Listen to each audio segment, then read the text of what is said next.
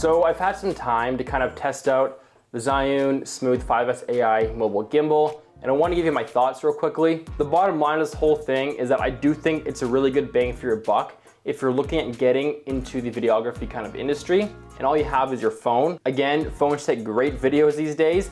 You don't necessarily need a gimbal, but it's going to give you a good idea of what a gimbal can do before you buy something big and expensive like a camera and an actual gimbal for that camera. Now I will say this gimbal is made out of a lot of plastics. Durability, I'm not sure yet. That's a long-term kind of thing. However, there are a lot of pieces on it, like when you need to unlock the gimbal, you kind of have to push it to snap it off when it locks. Whereas a real gimbal for main cameras, they're kind of automatically locked just from the gimbal itself, where you can click a button and it'll unlock itself and then relock itself. The balancing aspect of this with your phone is fairly simple, but sometimes I find that even when it seems like it's balanced, it's not always. I've been trying to figure out why that is. I don't think it's on my end. I think the gimbal sometimes isn't sure, but I also think that sometimes heavier phones that it says it should be able to handle, sometimes I feel like maybe it's not quite able to, and it kind of gets lopsided here and there. But again, that's very likely to be a user error on my end. Now, I was able to create some pretty cool videos with my phone.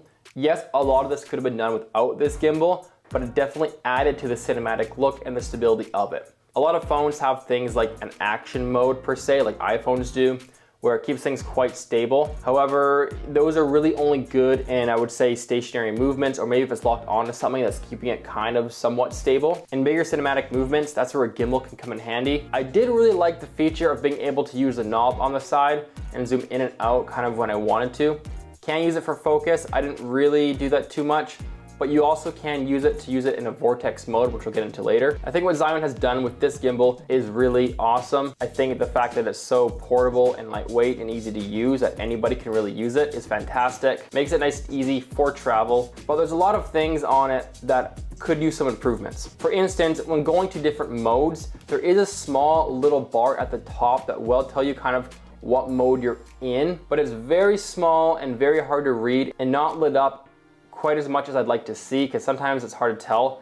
Obviously, you'll know kind of what mode you're in by using the gimbal. You have an idea, but it would be nice to see maybe just even a smaller square actual screen on there, very subtle. That would tell me and give me some more information on exactly what mode I'm in, and other things like that, like maybe battery too. I can definitely see this gimbal to be used more in action shots with the AI tracking and everything like that. It is very quick and easy to use. When you're using a massive gimbal with a big camera, it's quite heavy going back and forth, but with something like your phone and a smaller gimbal like this one, it's really easy to be able to move around and do quick pans and things like that. I really enjoyed the AI tracking of this gimbal. It was pretty cool, the fact that you can do it either with the AI tracker you have, or you can even do it just with the app itself. Within the Zhiyun app, you can just trace where you want to track and it'll automatically track that for you.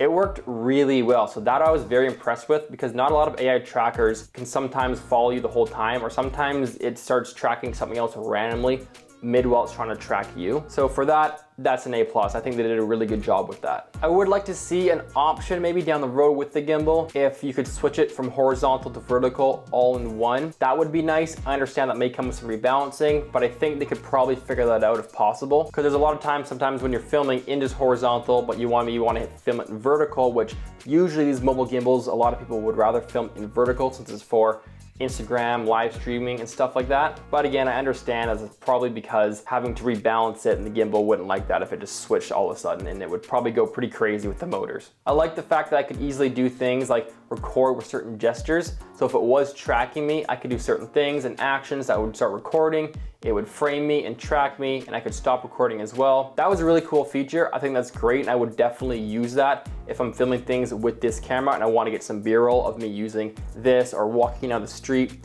or things like that. That's awesome. You can do that just by yourself by placing your gimbal on a stand. And I think of the overall fact this gimbal is so easy to use that anyone can really do it. I think that's the bottom line with mobile gimbals, is that they're just supposed to be easy to use for anyone. And again, I think I've said this before many times, I love the fact that it just kind of strips things down completely. Yes, the gimbal is very simple, but I don't think that's a bad thing. I think that sometimes simpler is better and we don't need all these crazy features. Even though there's certain things on this gimbal I would like to see, I think it is nice that it is so simple to A, quickly set up, B, put your phone on, and then C, just start recording instantly. I feel like that's what the creative aspect really is if you're just trying to build a story or just trying to get some nice B-roll shots, or you're just, again, trying to get into the videography realm. This is a great way to do so without spending a ton of money. Again, some of the modes on this are fantastic to use and make it very easy. Therefore, you don't have to learn all the hand gestures yourself. You can stick it in a mode and it'll do things like either locking the vertical axis or stop it from going up and down. Or one of my favorite modes was the vortex mode, because trying to turn the camera all in one motion like this while you're walking forward just with the phone in your hand and not a gimbal doesn't always look the greatest. But the fact that this gimbal can do that and just do a complete 360, nice and easy, can give it some really cool looks for whatever you're trying to capture. Do I think there are better mobile gimbals out there like the DJI? Yeah, everything has different features. It depends what you want. I don't think one is necessarily better than the other. I think it's just a personal preference is what it really comes down to. I don't think you can go wrong with either gimbal, especially this one. And if you do get this one, the combo is really nice because of the AI tracker you get and the lights on there. I haven't really fully tested the lights. It wasn't dark enough when I was doing so, but I do think it would be really cool, like I said, in a music video setting or something like that. You get some really cool looks. And that's something I would like to see added to other gimbals like DJI's. I know I'm comparing that a lot. That's because that's the main gimbal I use for my main camera. And I think that if I had my main camera on my big DJI Ronin gimbal, that would be so cool if it had like built-in lights in there that I could use.